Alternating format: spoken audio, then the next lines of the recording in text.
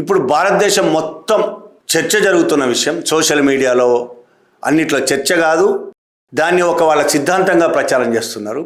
ఆవు, భారతదేశంలో ఆవు ఒక దేవత అయి కూర్చున్నది. ఇవాళ ఆవు మన అమ్మ అని, ఆవు మన దేవత అని, కాబట్టి ఆవును చంపిన వాళ్ళు, ఆవును హింసించిన వాళ్ళు దేశద్రోహులు అని, నేరస్తులు అని రకరకాల ప్రచారం జరుగుతున్నది. చచ్చిపోయిన ఆవును కోసుకొని తిన్నా సరే వాళ్ళు నేరస్తులు అనేదే ఆర్ఎస్ఎస్ భావజాలం ఉన్నవాళ్ళు, బీజేపీ వాళ్ళు ప్రచారం చేస్తూ ఉంటారు. అది కూడా, ఆ ప్రచారం కూడా అన్ని రాష్ట్రాల్లో కాదు. అస్సాంలో ఆ ప్రచారం చేయరు. మొన్ననే అస్సాం ముఖ్యమంత్రి ఏం మాట్లాడాడు ఎలక్షన్ సందర్భంగా? తినండి ఆవును, కానీ ఇంట్లో తినండి, బయట తినకండి. ఆవును తినండి కానీ ఇంట్లో తినండి, బయట తినకండి అంటే అర్థమైంది. అస్సాంలో మెజార్టీ ఆవును తినేవాళ్ళు ఉన్నారు, వాళ్ళ ఓట్లు ఈయనకు కావాలి, కాబట్టి తినొద్దు అని చెప్పలేడు, కాబట్టి తినండి కానీ ఇంట్లో తినండి. కేరళ పోయి కూడా అదే మాట్లాడతారు, ఈశాన్య రాష్ట్రాల్లో అదే మాట్లాడతారు. అదే ఉత్తరప్రదేశ్లోనో ఢిల్లీలోనో ఇంకో చోట ఆవు దేవత అయిపోతుంది వీళ్ళకు.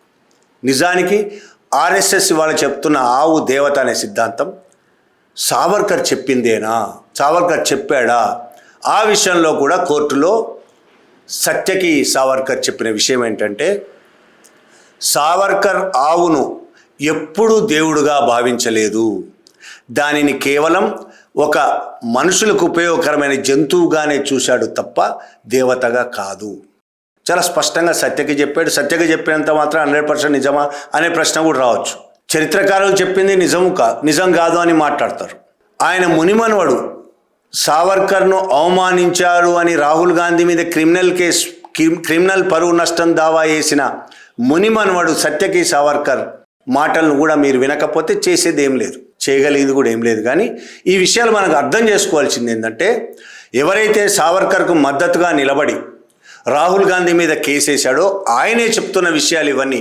ఆవు దేవత కాదని, ఆవు మనుషులకు ఉపయోగపడే ఒక జంతువు అని.